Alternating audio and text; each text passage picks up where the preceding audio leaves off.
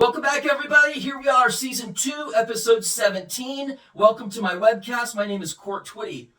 This week, we're going to talk about something a little bit different. I really want to start creating tangible value for the audience that watches me, because you guys mean a lot to me. I prepare well, and I think that if I tone this a little bit differently, that I can be hopefully even more helpful for you.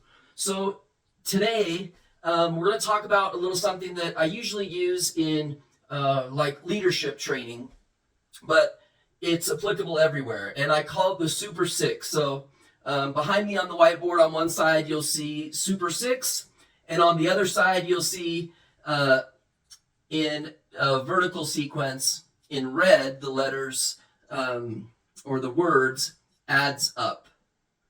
Okay, 2 words, 6 letters. The letters are important because I want you to just take out a blank sheet of paper, just computer printer paper, just one sheet of paper, and just write adds up on one side of it. And then I want you to come up with an acronym. I want you to come up with a word for each letter. And I want this word to be something that you're really good at, something that you thrive at, or something other people would say you're good at, but maybe you're not so convinced. Okay, I call this the Super Six exercise. This is for us to expound upon the things that we do well, because life and business are about expounding upon the things that you do well. Money is a little bit more of fixing areas where you might be a little weak, right? But making that money is determined by your level of value in the marketplace. I've talked to a lot of people recently that are really hurting because they've been laid off. A lot of people. And the way that they've been laid off, just as a side note, is pretty lame. But a lot of people are really hurting right now. And a lot of people are down on themselves and don't really know, hey, Core, I don't really know what I'm good at. Well, yes, you do. And it may take you, the span of a couple of days or a couple of weeks if necessary. But I want you to come up with 6 words that you're good at. I'm going to give you an example. I'm going to read you my words. I am accountable. I'm accountable in everything that I do. I'm accountable to myself for my own thoughts.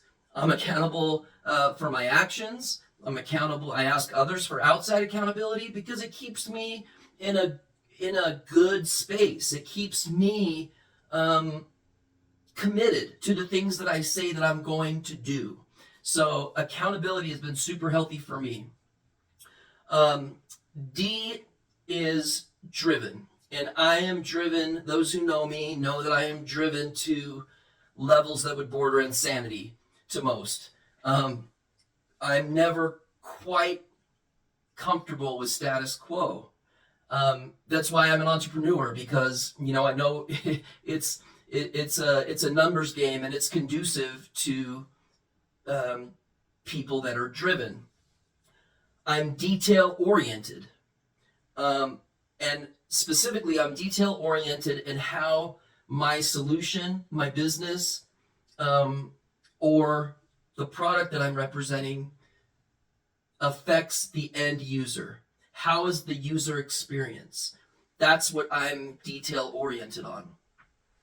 The S for me is virtually, in business and in startups, I've had a lot of failures.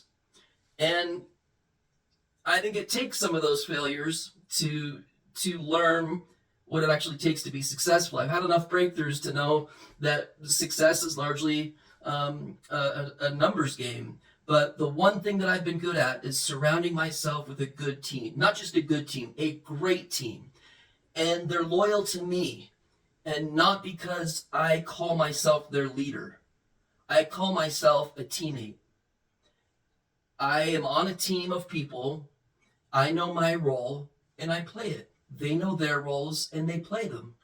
I'm always looking for great people that will fit the way that I'm I'm kind of an acquired taste. I'm not for everybody. I'm a little bit cray cray about business. The U for me is uncomfortable. It takes courage to seek out uncomfortability. But if we're comfortable, we're not growing. We don't grow in our comfort zones. We only grow when we're uncomfortable. And I avoided discomfort like crazy for most of my life. It wasn't until the past 6 years or so that I really embraced being courageous and embracing getting comfortable being uncomfortable. And the P is persistent. 96 out of 100 businesses fail. The 4% that do succeed, less than 1% of them make it to $10 million a year in annual revenue. But of that little sliver, 58% of those people, at least their founders, their leadership, have had failed businesses prior. So persistence is something that I happen to be good at. So I hope that I've provoked some qualities in you that maybe you've been overlooking, or maybe you're down on yourself about. And this has a direct correlation to money. We're going to use this as a framework for the following week's lesson. So I really want you to do this. I know it seems a little weird, it seems a little out there, but this is an easy exercise to do, to just write down the Super Six, which I should call it something different. I should call it the adds up exercise or something, not Super Six, but the Super Six letters that make up. I'm going to tell you the reason that these why I chose these letters and why they're important to me in an upcoming lesson. But I hope that you guys have a great week. Thank you so much for watching. We'll see everybody next week.